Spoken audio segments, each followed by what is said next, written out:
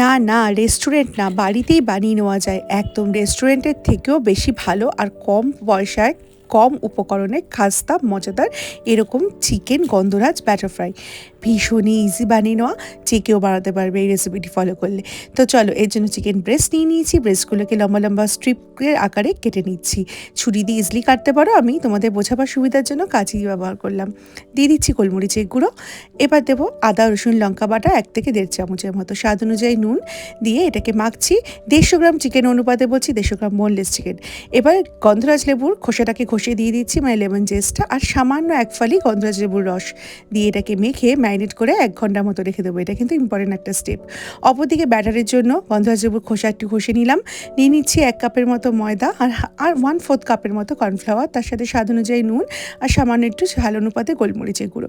এবার অল্প অল্প করে ঠান্ডা জল, হ্যাঁ জলটা কিন্তু অবশ্যই ঠান্ডা নিতে হবে, ফ্রিজের ঠান্ডা হলে আরও ভালো হয়। ঠান্ডা জল দিয়ে একটা মসৃণ এরকম হাত দিয়ে গুলিয়ে ব্যাটার বানিয়ে নাও। তারপরে আদা রসুন লঙ্কা বাটাটা দাও, দিয়ে দাও একটু সামান্য 1 চিমটে সোডা আর একটু জল অ্যাক্টিভেট করার জন্য, আর 1 চামচের মতো বাটার, মানে মেল্টেড বাটার, অথবা 1 চামচ ঘি বা সাদা তেলও দিতে পারো। তারপরে এই ম্যারিনেট করা চিকেনগুলো ব্যাটারে ড্রিপ করে গরম তেলে ডুবিয়ে ডুবিয়ে এইভাবে ভেজে নিলেই কিন্তু তৈরি রেস্টুরেন্ট স্টাইলের গন্ধরাজ চিকেন ব্যাটার ফ্রাই। এই রেসিপিটা কিন্তু যে কোনো মাছ, মানে ভেটকি মাছ দিয়েও করতে পারো, দারুণ লাগে। চিংড়ি মাছ দিয়েও করতে পারো, একবার ট্রাই করো করে। এই সাউন্ডটাই তো মেন না, এইটা মুখে দিলেই ক্রিস্প করে আওয়াজ হবে। এটা একবার ট্রাই করো কিন্তু।